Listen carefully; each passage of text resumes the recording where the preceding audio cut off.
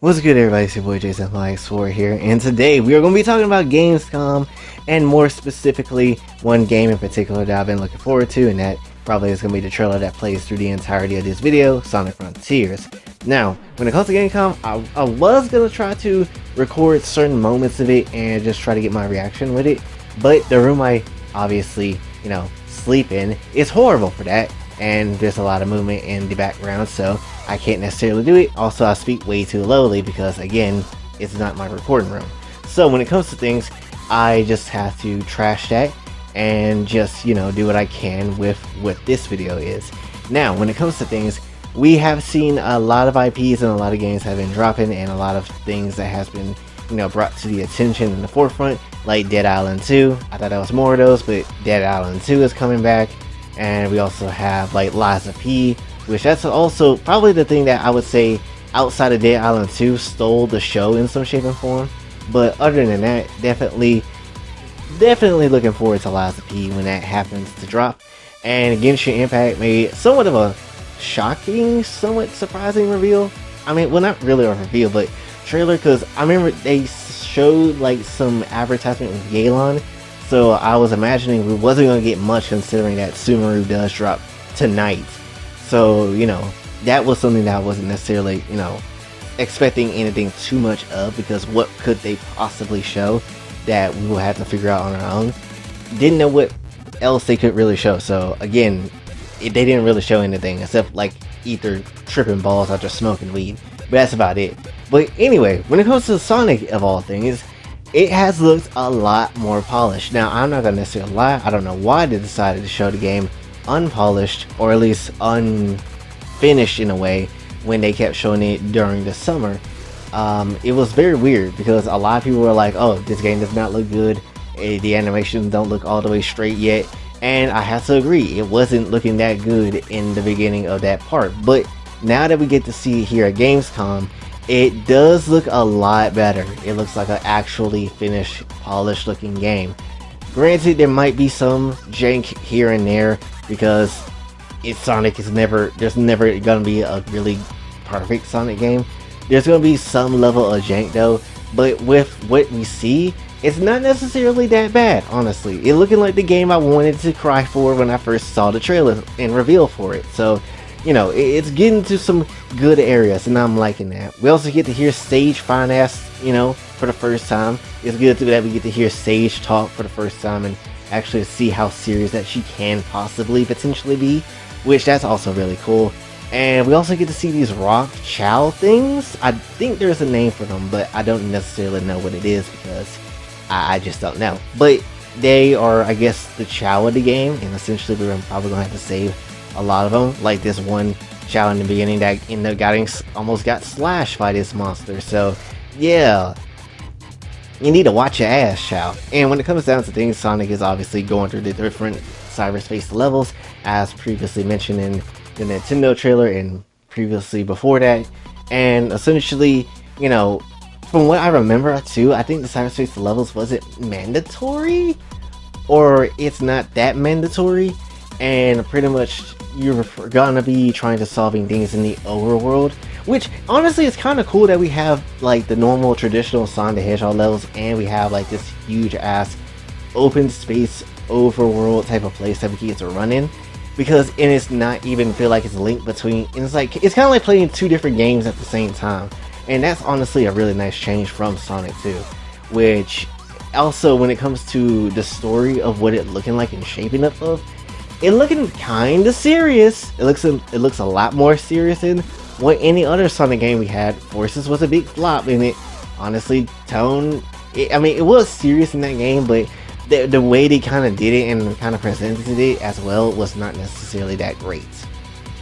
But I do like what they're doing here, and the game is honestly looking really damn spick and span, if you understand my drift there. So when it comes to things, I am probably mostly looking forward to the different islands. I believe that there's going to be 5 different islands in total, which doesn't sound like a lot, but considering the first island that we kept getting spam seen over and over again as the first couple of trailers for the game kept being shown off, that island looks kind of big. So if you mean to tell me that's one big ass island and there's multiple islands that is pretty much the same size in length or somewhat the same size, that kind of tells me that, yeah, there's gonna be a lot potentially to do, and that's honestly a nice thing. Granted, this is going to be one of the more longer Sonic games that ever is going to come out, so you know, expect a lot of things that we're going to have to deal with. And as far as the tone and shift of the game too, I'm really enjoying this more mature, more, I guess, serious tone of Sonic 2, because we always see Sonic in a, you know, cartoony, like super fun, you know, hedgehog type of dude, and we never really get to see him being serious anymore like we did in Sonic Adventure 2 or at the end of Sonic Adventure 1 and, you know, Sonic Unleashed, when it had some serious moments into it. I guess if you want to consider Unleashed a serious game. But when it comes down to things, it's just nice to see a new fresh take on him. And like I said before, if the movies do good and the game does bad, Sonic fell off super hard. But I don't think that's going to be the case for this game. Honestly, when a lot of people were talking about, oh, I don't like how Frontier's looking, I did say it's a wait and see approach. Many different people have many different opinions on the game. Many different people, you know, said that the game is kind of trash. Some people say it's kind of good from the people that has, you know, got to play the game. So when it comes to things, it's going to be a wait and see approach still, but this does look a lot better than what we have previously seen, and it kind of hopefully restores the faith in a lot of people that might want to, you know, play this game. And you know, that's something I was hoping to see, and hopefully with this one game, hopefully Sega will learn to not keep crapping out Sonic games when they're in bad quality. Hopefully this time with Frontiers, this will set a precedent for new Sonic games going forward, and you know, many different genres that Sonic could butt his head into. So yes, I'm definitely looking forward to this. November 8th is when the game will be dropping, and I will definitely be trying to pick it up for a day one if it is possible. And yeah, honestly, Sonic is just shaping up to be a really good game, unlike Saints Row, who is terrible and also should not be mentioned ever, unless you just want me to make a video about it, which I'll be more than happy to talk about it. But and why it flopped. But you know, that's just not how you do a game, Saints Row. It's not. You literally killed your own franchise with that one reboot. Congratulations. Unlike Sonic over here, who has many horrible games, but still can come out with some bangers when it's needed. So, you know, it's not any better, but at least Sonic got something that y'all don't. But anyway, that's pretty much what I wanted to talk about for this one. So, you know, if you're going to buy Sonic Frontiers, or you're still not necessarily sure how the game will fare, again, it's a wait and see approach, and you're just gonna have to wait and kind of just see what we can do, what the game is going to do, and still have your opinion about it. I don't necessarily think there might be another trailer before the launch, which I'm kind of hoping that there isn't another trailer. The reason why I say that is because I don't want them to show too much, and that's what's the problem with Kingdom Hearts 3 when they was doing their trailers. They showed way too much of the game, and then there was nothing left to be like a secret or anything like that.